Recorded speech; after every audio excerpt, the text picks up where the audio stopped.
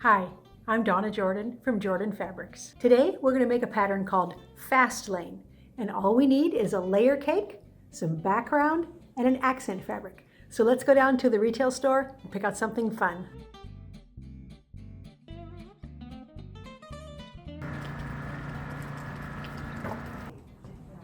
I have a layer cake in mind, one that's a little bit brighter than the one showing on the pattern here.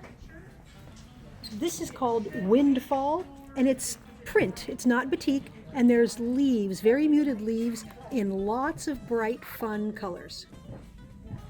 For the accent fabric, that's what's going to make these dark areas right in the middle of the block. We can use almost any almost solid. So we have these tone on tone, those would work. Any of the solids would work because it's sandwiched between a light fabric, but I really think it'll be strongest if we use black because that's going to show up the best.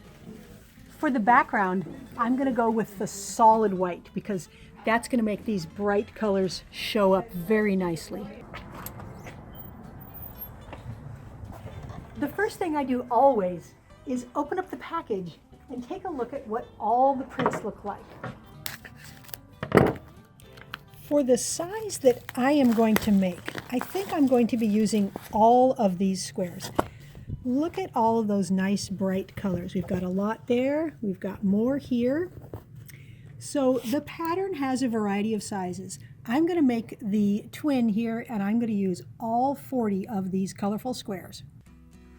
I'm going to cut the background and the accent fabrics first. Now this is not my pattern, it's Cozy Quilt Designs pattern, so I can't give you all of the sizes for the cutting, but I've made a ton of their patterns and they're very easy to follow.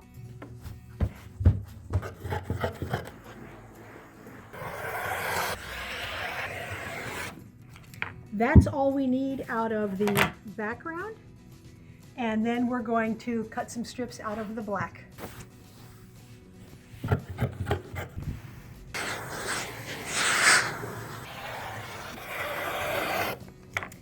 That's all we need for the black strips. And now we are going to work on subcutting these squares. I'm going to work with 4 squares at a time because that's an easy amount for me to cut. And I'm going to line them up on my cutting board very carefully here. And I only have to make 2 subcuts. And that's all we have to do, and this is the same for all the squares. That is all the cutting. That's all the cutting we have to do, so let's get sewing. All we need to do here is put one of these white strips onto each side of the black.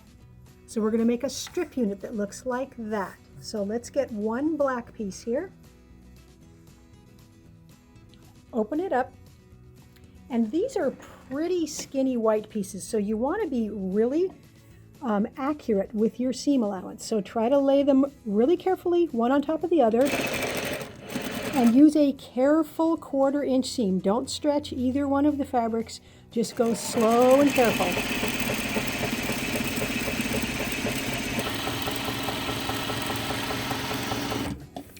It's really best if you finger press this now. Now we want the seam allowance going towards the dark side, so toward the black. So it's a little tricky to get this started, but open it up and then use your fingernail or even the pad of your finger to finger press that open. This makes the ironing so much easier later on, so don't skip this step.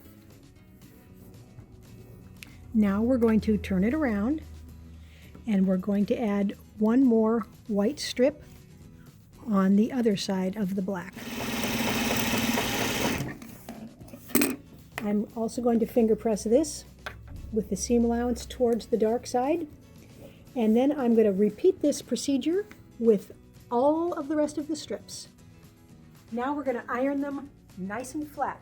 Because we finger pressed them, they're pretty flat already, but you definitely need to iron them. So I like to smooth it out with my hands and make an effort to have it straight, not curved. Then press it with a dry iron And then I am going to put a yardstick next to it here, because this will help me see if I've really got it straight. And I'm not curving it with my iron. Once you've got it nice and straight, then use your steam. Once they're all ironed up, we're going to subcut them. And I like to subcut all of them at the same time. So I'm laying them out on my cutting board, and I'm staggering them so that I don't have too many layers, and I'm putting each one along one of the lines here so I can get a straight cut. And now I'm going to do all the subcutting all at once.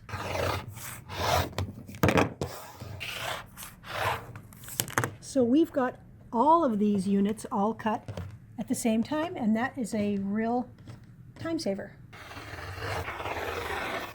Now we're going to take these right back to the sewing machine and stitch this part in the middle of the block. So we're going to take the two matching pieces, one of these smaller ones, one of these bigger ones, and then this guy is going to go right in the middle. So again, you need to use a careful 1/4 inch seam, because this white is so small that any crookedness really shows.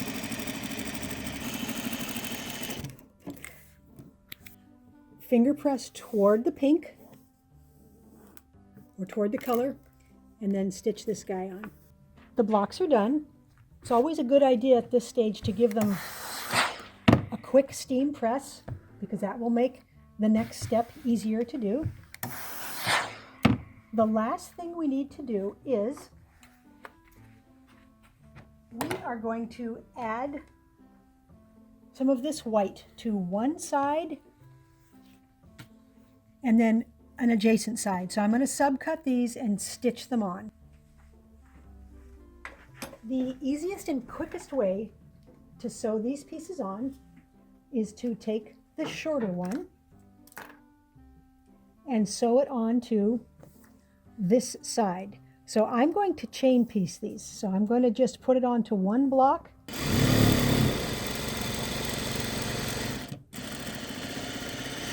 Leave it on the machine and then grab the next one and just do this for the whole stack.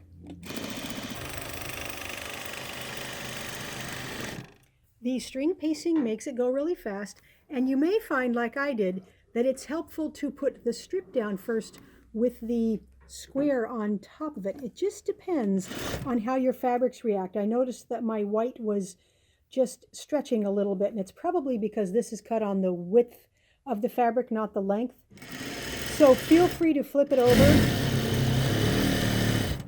and sew whichever way works the best. So I'm going to pull these back, and then what we're going to do is we're going to finger press this with the seam to the dark side, and then the last piece we're going to put on is this guy here. The blocks are all done. They stitch up so fast. I thought the name of the pattern, Fast Lane, referred to the stripe. It looks kind of like a racing stripe, but I think it actually refers to how fast you can get this done. Now, to lay out this quilt, since I have multiples, I have 4 of every color, I'm just going to lay this out for color first, then I'm going to turn the blocks the way I want them to go. Now I have it all laid out, and the colors are balanced well, but the blocks are not turned the way we need them. So I'm going to start with this row, and I'm going to call this the lower left corner, where all that white is. The next one's going to go in the upper left. Lower left, upper left, lower left, upper left, lower left, upper left. Now for the next row, lower right, upper right. So we've got the lower right, the upper right, the lower right, the upper right. So that's the only way the rows go. So I'm going to continue this and get them all laying out correctly, and then stitch everything together.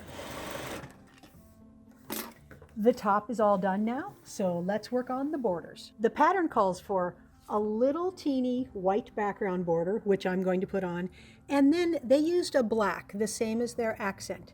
Now we had these pieces left over from when we cut out our 10-inch squares. And so I'm going to use this for a border. I'm going to take all of these and I'm going to stitch them all together into one really long, colorful piece. And I'm going to use that for this little border here. And then instead of white, I'm going to end up with this solid black again. So I'm going to stitch all of those on, and then we'll get it onto the quilting machine. For thread colors, I want to use something bright and cheerful. So I've got 3 choices here. I think any of them would work, but I think I'm going to go with the green because it'll show up against most of these colorful blocks, and it will show up on the black. For the quilting pattern, I want to choose something that has lines in it. I don't want to use something curvy or flowery, and even though there are leaves in the patterns, it doesn't look very leafy, so I think these triangles will be just right. Sometimes when I'm not sure about the scale of a pattern, I will do a practice section on the edge here just to see what it's going to look like.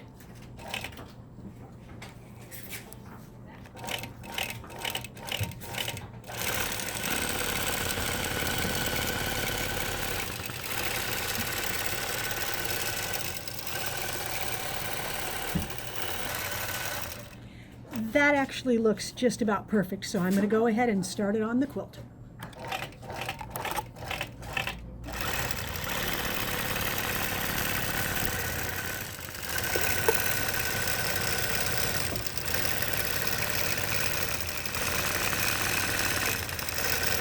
Here's the fast lane quilt. Now that it's done, you can really see those racing stripes. It really stitched up quite quickly. I love how the white makes almost a border between the squares, but they're offset a little bit. I quilted it in that triangle pattern, which doesn't fight with the squares at all. And since I used the green, you can see it on the back. This is a grunge that I used back here, and it's got kind of a gray-green cast, and that green thread looks really good on there. The pieced borders from those scrap pieces, that looks really good. I'm really happy with how that turned out. And the black border seems to frame it nice and strong border. So this turned out 66 by 99. It's like an extra long twin, so you've got enough to tuck over your pillows. And of course the pattern has got 5 different sizes, so you can get more blocks and make it a lot bigger if you like. Thanks for watching our tutorial today on how to make the fast lane quilt. We sure hope you enjoyed it. Happy quilting!